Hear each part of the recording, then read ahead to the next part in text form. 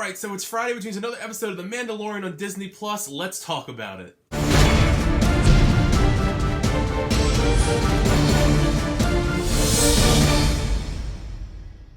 How's everybody? So as I just said, Season 2, Episode 3, The Mandalorian is upon us. I really enjoy talking about this show with you guys each week, so if you like it as well, make sure to leave a like and subscribe to the channel for all the Mandalorian talk and other movie reviews and all that.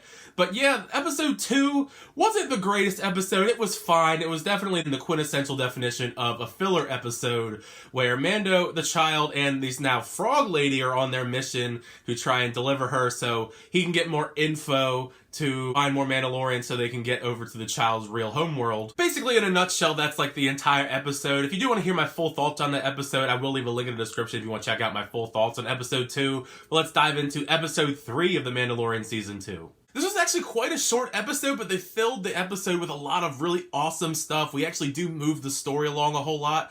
I was actually really surprised that Bryce Dallas Howard actually directed this episode. She directed one in the last season as well. Not one of my favorites. It was Episode 4 of last season. I think that overall this was a much better episode for her. I think she's stepped up her game as far as directing goes. A lot of the action in this episode was really awesome. This was certainly is an episode a lot of hardcore fans are going to appreciate a whole lot more than the casual fan, just because there's so much awesome lore that we get from other stuff, most definitely the Clone Wars, but I'll get to that in a little bit. I did think it was interesting the way that we picked up right where we left off. Basically, the Razor Crest is just crashing through the atmosphere into this area.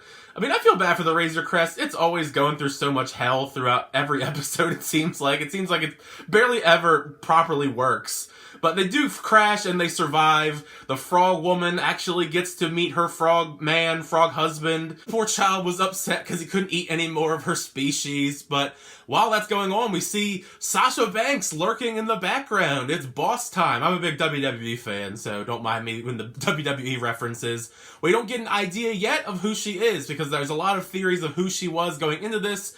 I was actually not correct either. I will say that right off the bat. I definitely didn't predict correctly who she was going to end up being. It was also absolutely adorable seeing the child try and eat this soup-like concoction, and then an octopus just flies out and hits him right in the face, almost like a face hugger kind of moment, as we alluded to in the previous episode with that scene where those monsters were very alien-inspired. Of course, Mando is still trying to find the other Mandalorians of any kind so we can find where to take the child to his homeworld. And of course he gets tricked. He thinks that these people are actually going to help him. They're not. They just want to steal his armor and probably take the child. Well, I would say that, but they actually kick the child into the pit with this giant monster, and you think the child's gonna die. But fortunately, the Mandalorians do come and save the day, but they're not just any Mandalorians because it's freaking Bo-Katan from the Clone Wars. We get some appearances of her finally, and two other Mandalorians as well. Obviously, Bo-Katan is the most obvious, easily one that you recognize just if you're a fan of the extended other stuff in the universe. And it's played by Katie Sackhoff as well. The voice actress of Bo-Katan does the live action version of her as well. And then when they take all their helmets off, it's revealed that actually Sasha Banks is one of the other Mandalorians, which is really cool. They didn't say what her name was until much later on. I had the subtitles on, so when her name popped up, that's how I realized who it was. It said her name was Casca Reeves.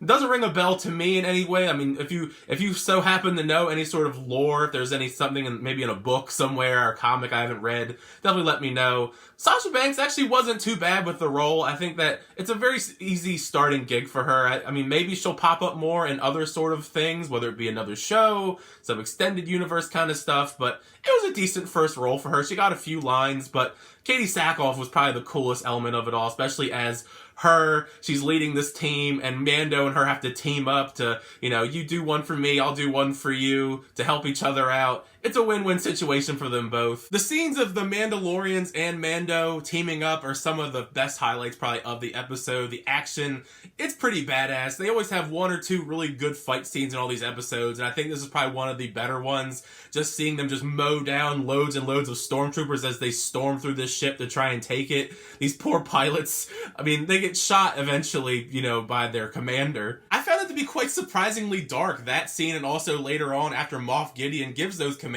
when they shoots them. And then once they actually get into the cockpit and try and talk to this dude, Bo-Katan and all them, he basically kills himself. He almost chews on like a Star Wars version of a cyanide pill instead of giving information, because Bo-Katan wants her Darksaber back. That Darksaber that Moff Gideon had at the end of last season is hers. So I'm curious to see how that's going to develop, if Bo-Katan is going to come back and try and take back her Darksaber. I hope that this isn't a one and done kind of thing, because I thought it was awesome.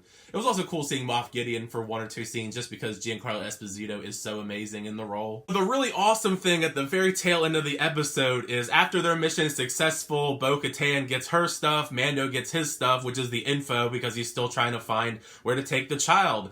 And the next stop, and apparently Bo-Katan tells Mando to go find Ahsoka. So we're going to get Ahsoka most likely in the next episode, which is awesome. We're going to get her live action appearance after we got Bo-Katan's appearance this week. I think that's really awesome, bringing in some of these characters from the extended universe into The Mandalorian. It doesn't feel like it's too jam-packed, because there really are kind of like one-offs for the most part. They're not sticking around too much. But I'm really excited because also next week's episode is directed by Carl Weathers, Greef Karga from The Mandalorian. So that's awesome. I actually really enjoyed this episode. It was quick, it was fun, it wasn't really fillery, it progressed the plot a little bit to the point where I'm really excited for next week's episode. Really awesome stuff. Bryce Dallas Howard did a really great job with this episode. But let me know in the comment section down below, what did you think of this episode of The Mandalorian? Were you a fan of it? You were not a fan of it? What did you think of Bo-Katan showing up and the revelation that we may get some Ahsoka Tano next week? What did you think of Sasha Banks and her debut in The Mandalorian? All that fun stuff, the child's cute moments, and some of his darker moments as he's still kind of sad that he can't eat any more of those frog eggs, and even later on in the episode he's still trying to eat them. He's still cute and all, but we obviously see he has a dark side to him in some degree. Thank you so much for checking my reviews though, I really do appreciate it. Make sure you like, hit the subscribe button, and we'll keep my reviews, show reactions, unboxings, and more. Till next time, I'll see you guys later.